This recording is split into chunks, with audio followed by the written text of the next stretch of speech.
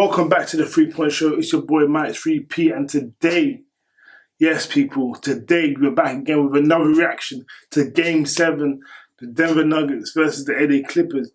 Now, before we get into this, do make sure you like and subscribe, and make sure you hit that notification button so you know when the latest video drops. I always forget to say that, but make sure you subscribe. Now, I can make this a short video and say, why the Nuggets won, and we all know that's because they had the best player in the series. And more often than not, when you do have the best player in the series, you're gonna win. But there's other factors that get into this, and we'll break into it. Well, going into this game, going from 3-1 down, you look at the Clippers have never been in that predicament. The Denver Nuggets have been previously to this series, they've been to 3 straight Game 7s. So they have experience. I said it in the last video that I dropped, that this might be a tricky situation for the Clippers. They've been out-coached, and on the court, the Denver Nuggets just gave so much more than the Clippers. It doesn't matter how talented you have certain players. If they're not consistent, number one, if they're not available, number two, it's not going to work. Montrezl Harrell showed up today, but he only got 20 points. But I think, that sometimes 20 points don't mean anything. And some of these dunks towards the end of the game, I just thought, come on, it's a bit embarrassing. Right. Kawhi Leonard, 14 points in the Game 7 is just not good enough. Paul George, in the Game 7, just not good enough. You look at, 14 points, 10 points in the Game 7, not good. And then you look at the splits. Kawhi got 14 points on 6 for 22. 6 for 22, that's 27% from the field. That ain't good enough. You get 2 from 7 from 3, that's 28%.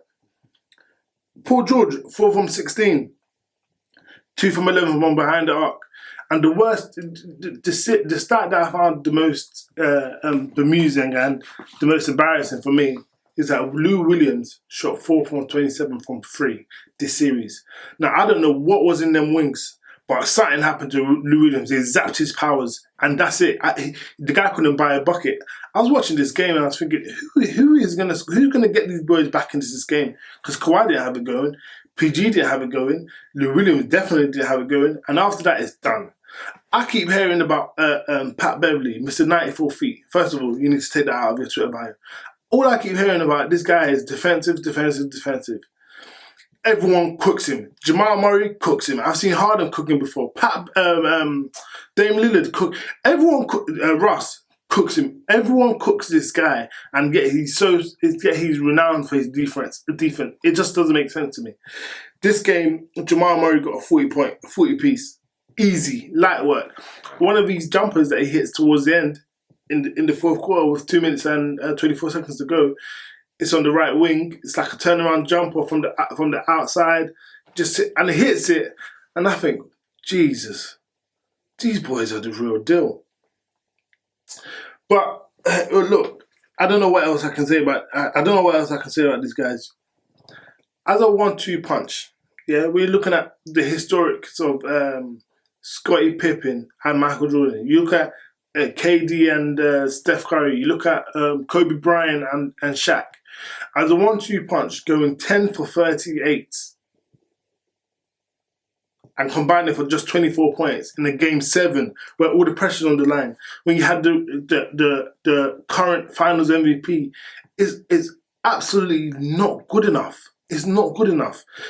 These players are overrated, in my opinion. This is what it is now. They're actually overrated, because I look down and I think, who's got the talent on the Nuggets that's equivalent to what Paul George has or what Kawhi has? No one. You can probably say the Jokic, but he was like the 30-something pick in the draft. He wasn't highly touted. He's just so skilled that he's made himself where he is, and this because it's application. For me, I never had the Clippers winning this series. Obviously, I'm a Lakers fan, but I never had the Clippers winning this series. Why? Because of this old load management nonsense. You're telling me your best players don't have to play this whole season. They don't have to get this chemistry together because they feel that they're relying on the talent that they have. They're relying on what we have: Kawhi Leonard, we have all these other players. We have Kawhi Leonard, we have PG. We have Lou Williams, so we don't have to go out and play. Well, and that's what affects them now. If they had the urgency, if they had the chemistry, if they had the know-how, the awareness to be like, yeah, this is a game 7. We have to step up. They didn't take this serious. They didn't take their regular season serious. The Nuggets did, and now it's come back to bite them. I look at the Nuggets, and you know what's funny? What I find funny, everyone says, "Oh, you look at the Nuggets, you look at the Clippers, you think, oh, the Nuggets got no chance." To be honest, I didn't think they had a chance until maybe like game 4, finished 3-1 down. I said, everyone goes, "Oh yeah, the Nuggets are actually the 3 seed, and the Clippers are actually the 2 seed. It's only 1 seed away from each other. They're not that far apart." But I think it's best that we highlight the strengths of the Nuggets. The other day I said they were playing like chicken nuggets in the first and second half, but today is different. They are the Denver Nuggets. They are flying high. Maha City. Shout out to them. Stand up. I wish I could stand up, but man's wearing boxes right now, so it's a bit difficult. Get me? But you're looking at Jamal Murray and Nikola Jokic. The main reason why they won this game is particularly, and I think it was the main reason why they won pretty much every game in the bubble, is the 1-2 punch of Nikola Jokic and Jamal Murray. Jamal Murray, I said he looked a bit tired because he was going for 50 pieces and 40 pieces against the Utah Jazz, but he had a lot of energy tonight, especially a lot of energy for Pat Bev. What they do is they go to the top of the key, they do high pick and roll. Now, what the thing is coming off screens, Jamal Murray is such a good shooter, and when he gets hot, it's burning. But if you pass it, so what happens to Nikola Jokic? He spins round, gets the ball around, and people draw to him. What happens when you're such a good passer like LeBron James and Nikola Jokic? Who else is great? When you're of that kind of quality of a passer, you naturally get people to draw to you. And when people draw to you, there is shooters everywhere. So several occasions, he'd do a high pick and roll with Zubac,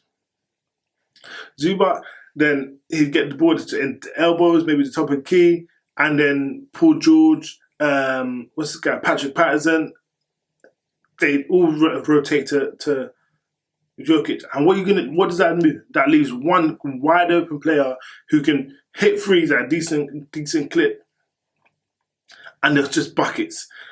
Nikola Jokic is, and then the other part of it is when they do the pick and pop. So, because Jamal Murray is actually underrated, he's not obviously going to make an All-Star appearance anytime soon because he's in the Western Conference, but that doesn't mean he's not an All-Star in my opinion, because he's one of the better guards in the West. It may be even in the league, to be honest. That guy is. He's clutch. He's a killer. He is different gravy. Now you look at so the high pick and roll. Jamal Murray will get the ball going down the court, call for the pick with Joker. Joker will come in, and so what will happen is obviously he'll go behind the screen and whatever, but he can pop it back to the Joker.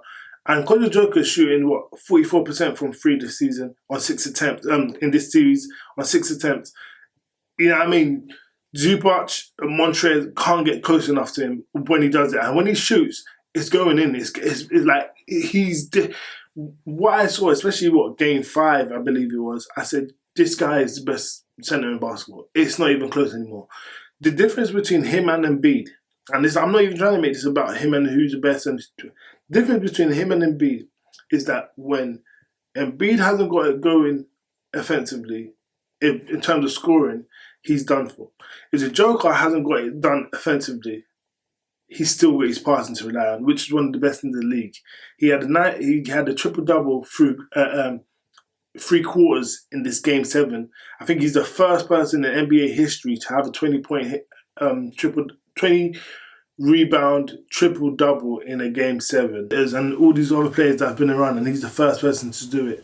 You're looking at contributions of Gary Harris, balled out. Jamal Murray, balled out.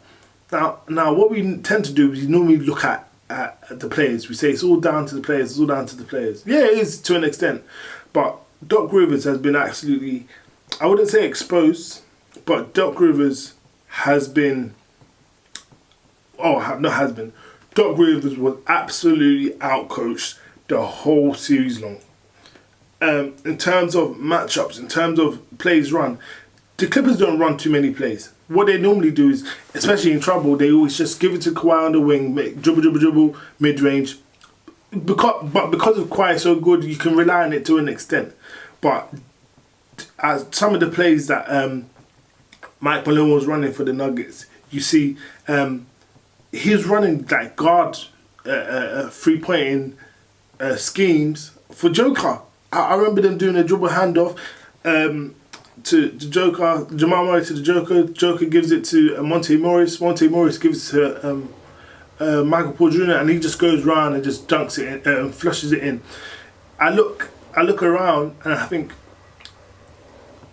should certain players, Pat Bev, to be honest, has been non-existent this whole series. Landry Shamet should have even got more, in my opinion. Landry Shamet should have got more minutes. When you see someone like Lou Williams is struggling, 4 from 27 from behind the arc, you don't have to keep these players in just because of who they are. You don't, because Lou Williams is not that great of a passer, so you're not really going to offset that much if you put Landry Shamet in. Yeah, so I think the Clippers got out-coached. They got outplayed on the put. They didn't show no heart. Now you have to look. Let me read what the Clippers gave up for Paul George.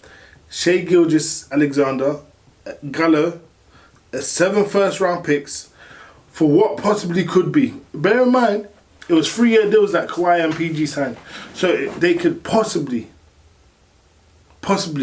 have given that all away for nothing.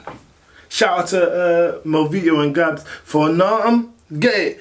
It's for me, it's actually borderline embarrassing. This is actually probably the worst performance I've seen from a superstar in a long time. Kawhi Leonard just did not have it today, and normally he's exempt from all of the criticism. Not today, not here especially. You're gonna get it today, buddy. Well, not like that, but you're gonna get it. 14 points is just not good. No, I think I could get a layup versus Denver Nuggets straight up. No one can defend on that team, and from everything I've heard is they're the best defensive team of all time. So what I need to know now is, where was that this series? I mean, I think game 4. Game 5 and game 6, you had minimum 15-point leads and couldn't close. This game, I think you were up, I believe it was like 4 or 5 points. That's not really that much, to be fair. But to lose by 20 in a game 7 is probably the worst thing I've ever seen. And shout out to them.